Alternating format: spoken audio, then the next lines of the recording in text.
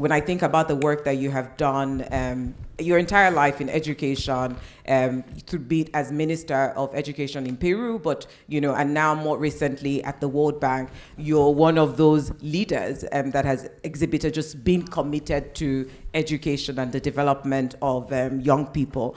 And when I think about your experience, and I hear also like the submissions, your articles, like things that you've said around, education, you really are a champion in like investing in the leadership of people.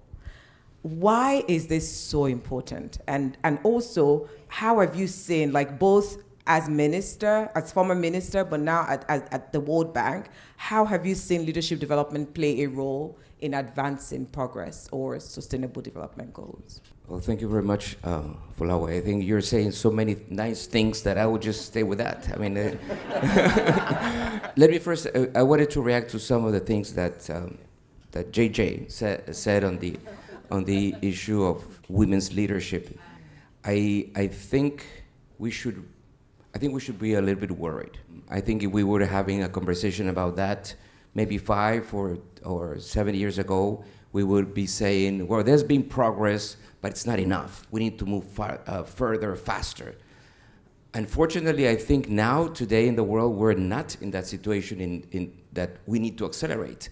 We are in a situation in which we need to have another turning point because things regarding opportunities for women and things regarding the change in mindset that is needed actually is going in the reverse direction. So it's not that we're not making enough progress. No, it's we're going back. So I think we do have a gigantic challenge. And unfortunately, the challenge today is larger than what it was 5 years ago. And on one hand, it's about bringing women to leadership roles. It is critical, but that's not enough. We do have a huge problem still of changing mindsets of men and women, of both, in terms of what are the capabilities of young girls and of women in general. Are we doing the right things in education? Yeah, and probably yes, because in most education systems now, in most, not in all, but in many, there's kind of gender equality in terms of access. Even if you see in terms of access to STEM careers, well, the gaps are going down. But then when you go to the labor market, nothing is happening. Nothing is happening, or very little is happening. So what's the problem? Is it that, no, because the capabilities are not there? No, not anymore. Because the education, the skills are not there? Well, no, it's not anymore. So what's the reason that what in the health sectors and in many other sectors, you then go to the meeting of leaders and then you say, well, there are more men, right? So we are in trouble, and we are worse than we were a few years ago, unfortunately. Now, let me now move quickly to the issue of leadership that Fulawe was mentioning. I like very much this phrase that Jackie was saying of be deeply disturbed because of some of the things that we see. And I think that is the problem, that we are not deeply disturbed, right? In many of our countries, and particularly in middle-income countries, say, well, education is fine. I mean, the kids are going to school. So what's the problem, right? Well, kids are going to school in some cases yet, but not much is happening in those schools. So we do have a problem to solve. It's in education in particular, I see sometimes difficult that the leadership internalizes that problem. And so I like the way you put it, because I was saying it like you're not internalizing that. I would like now, from now on, I will copy your sentence, because you should be deeply disturbed by what you're seeing, and you're not.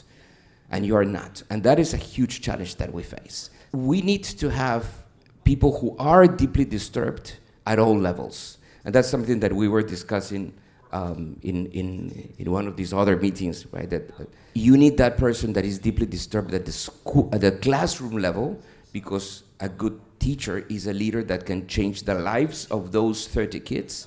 You need that school leader that is the principal, because he might change the life of that complex ecosystem that is the school.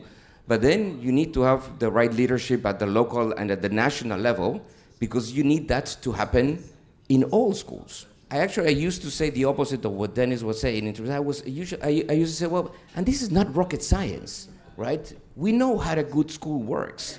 So why is this not happening, right? It's not like in other areas in which we don't know what the solution is, right?